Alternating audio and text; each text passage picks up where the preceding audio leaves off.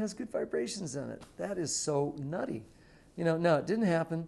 That went on our Brother Records label, and it just didn't happen. But it's very cool to listen to. I mean, Woody Woodpecker Symphony, great. And then Mike and his Lieber and Stoller sensibility of songwriting, and Chuck Berry. He's got the end, this lyric at the end of She's Going Bald.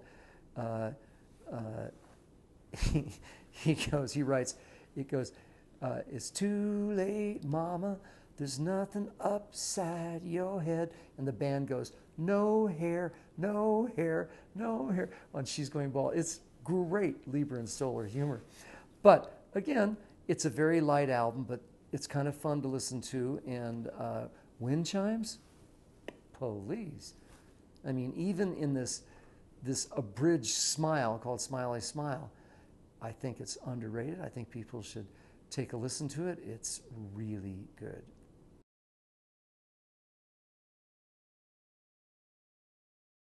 Well, you know, I never understood that. I always thought it should say, anything should say produced by Brian.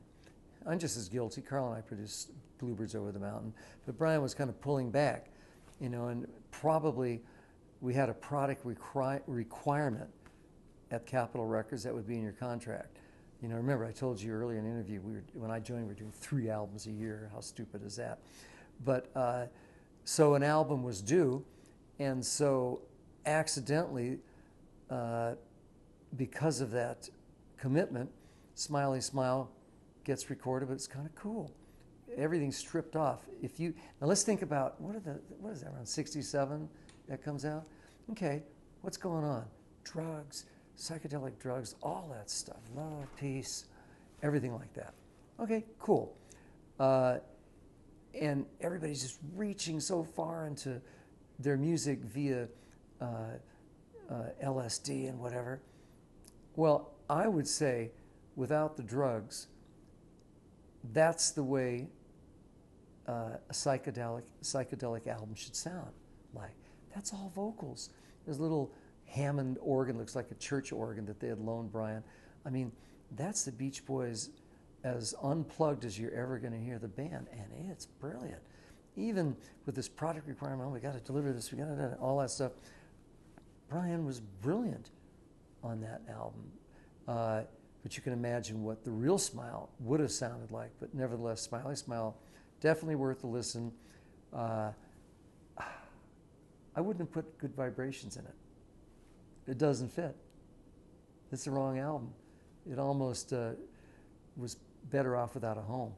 It should have been in Pet Sounds, and it shouldn't have been in Smiley Smile. And I'm only talking, this is Bruce Johnston.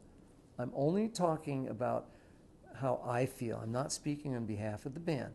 I'm just thinking about these, you know, over 45 summers that I've been kind of attached to the band with a little time off for good behavior because of a drug deviation with some of our members in the band, which I don't and never supported.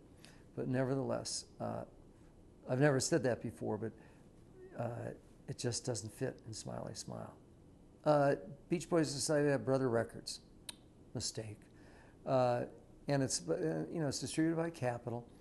And I don't know what the reasoning was to put the Beach Boys name as the producers. Brian Still was in charge, though it may sound watered down to you. It's still, Brian can't help it, but when he's good, he just is. He just is.